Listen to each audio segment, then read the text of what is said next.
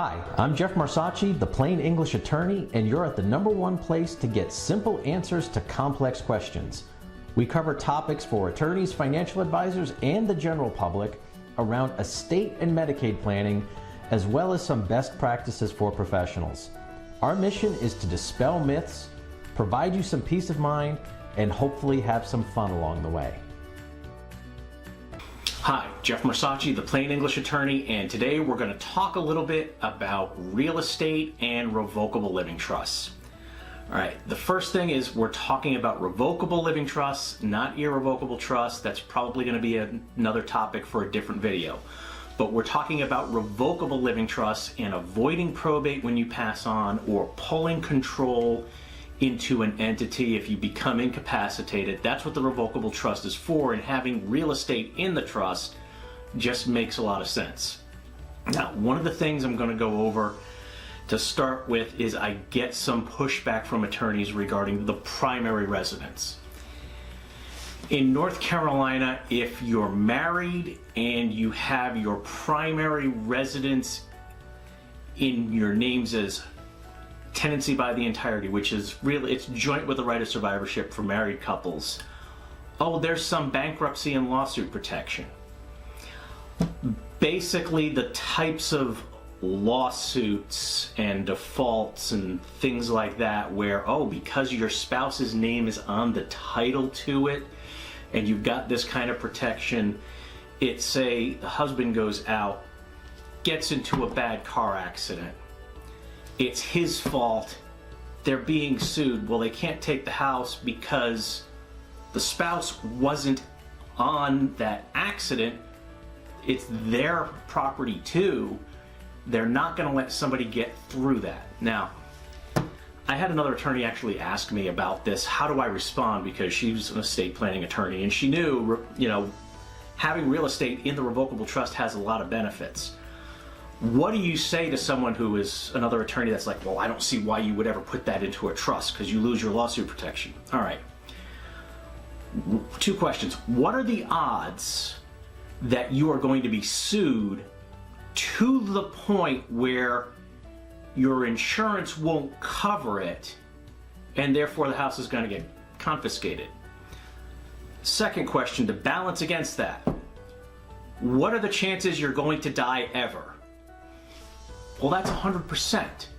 So look, if you're really that concerned about lawsuits, keeping your residence as joint tenancy with a spouse, that's like using duct tape because your engine's falling out. It's like, no. If that's really that big of a concern, now we should be talking about irrevocable trusts and LLCs and whatnot.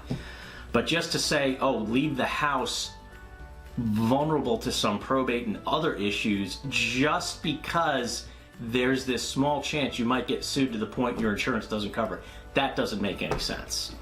Now, on the probate end, why would you have your real estate in the revocable trust? Well, it's because if you pass on and you have real estate outside of the state you're residing in, and in this example I'm going to use North Carolina law because that's where I'm licensed. If there's real estate outside of the state of North Carolina and it's in your name when you pass on, there has to be an ancillary probate proceeding in that county in another state in order to clear the title for the real estate over to the beneficiaries. So if you have a timeshare that's a deed up in the Williamsburg, Virginia area, and oh, well, I've got this small vacation property down in Myrtle Beach, South Carolina, suddenly you're dealing with probate in 2 other states just to clear it, whereas if it's in the trust, no issue, it's done. Okay, no problems there.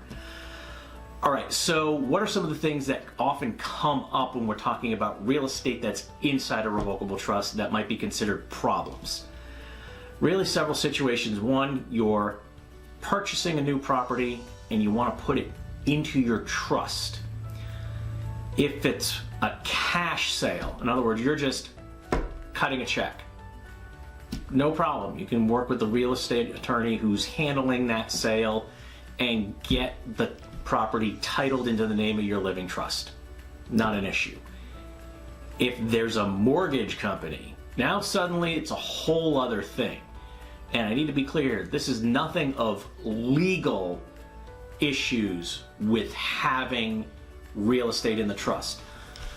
Although a lot of times mortgage companies will make it sound like you created this problem. And I've even heard, oh, it's illegal to have your real estate in a trust. They don't know what they're doing. They're trying to practice law, and it's just not appropriate. All right, so what the mortgage company is going to need is some additional information. Well, what information do they need? I don't know. Every single company is different. But they should be able to give you a checklist of here are the things we need in order to put this property into your trust at the point of sale, so the mortgage company is sure that somehow or another they're not going to get cheated out of the money they're lending you. They're going to give you that money. No problem. All right, so we've seen it be as simple as, well, we want a copy of the trust. We need to see it and have our department go through it and make sure you can't somehow or another get out of paying the mortgage that we're signing up for. Okay, that's fine. That's fair.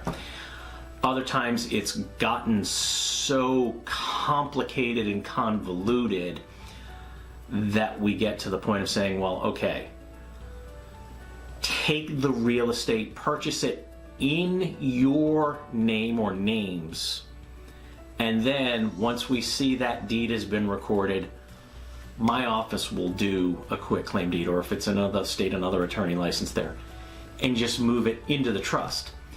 The thing is, the mortgage company, they don't care. What they really care about is up front, their deed of trust, meaning the paperwork that shows you owe them the money and it's attached to the property. That needs to be filed first.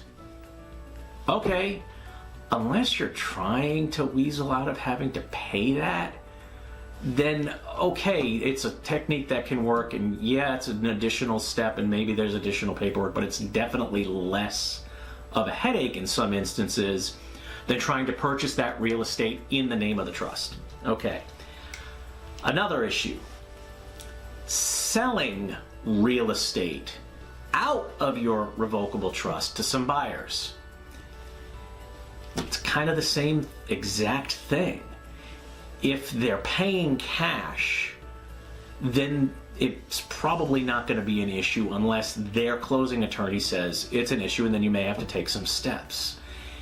If they are purchasing your real estate and they are getting a mortgage, well, then the mortgage company needs to see all of this additional paperwork, or it may end up being that it's best to deed it out of the trust and into your individual name or names and then sell it.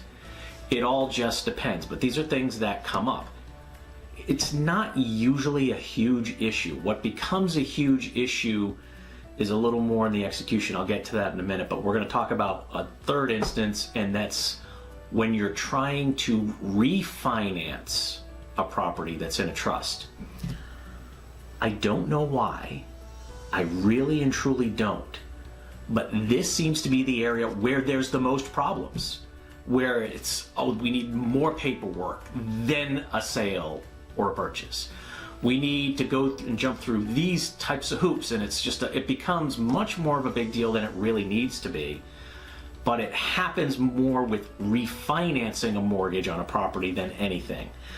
And it's the same thing, it's just they either need additional paperwork, they need to see a copy of the trust, or more often than even with the sale or a purchase, they need you to move the real estate out of the trust into your name or names, do the refinance, and then we do the same thing.